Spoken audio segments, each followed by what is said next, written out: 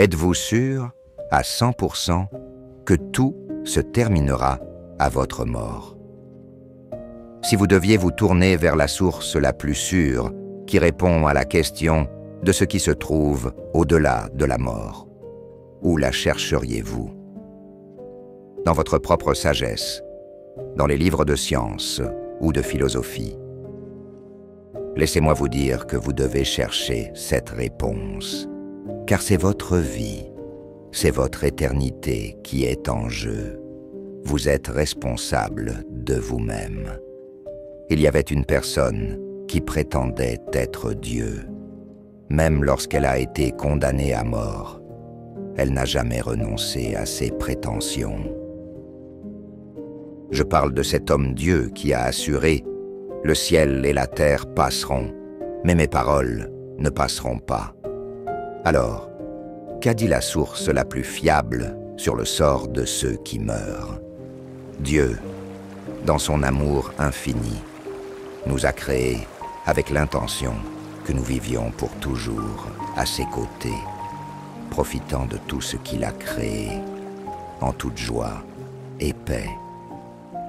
Mais nous sommes devenus ennemis de Dieu, à cause de nos péchés offensants continus contre celui qui nous a tout donné.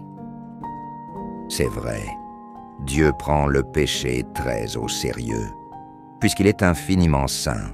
Eux a décrété une conséquence du péché, l'enfer, ce lieu terrible de damnation éternelle que nous méritons tous pour nous être rebellés contre notre Créateur, parce que nous sommes tous pécheurs et ne pourrons jamais payer la rançon de notre âme. Mais Dieu nous montre son amour, en ce sens que, alors que nous étions encore pécheurs, Christ est mort pour nous. Son œuvre a été parfaite. Il a rempli toutes les exigences que la justice de Dieu exigeait concernant le péché. Tout est payé. Au prix du sang divin, ne minimisez pas son sacrifice. Il l'a fait pour vous. Repentez-vous de votre mode de vie qui offense votre Créateur. Arrêtez de vous tromper en pensant que vous êtes une bonne personne. Devant Dieu, nous ne le sommes pas. Reconnaissez que vous vous dirigez vers le précipice et que vous avez besoin d'un sauveur. Placez toute votre confiance dans ce que Jésus a accompli sur la croix et ne faites pas confiance à votre propre justice.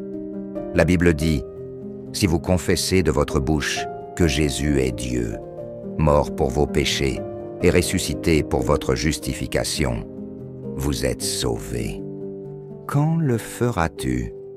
Quand vous recevrez le don de la vie éternelle, que Jésus, pour son amour pour vous, a payé au plus haut prix.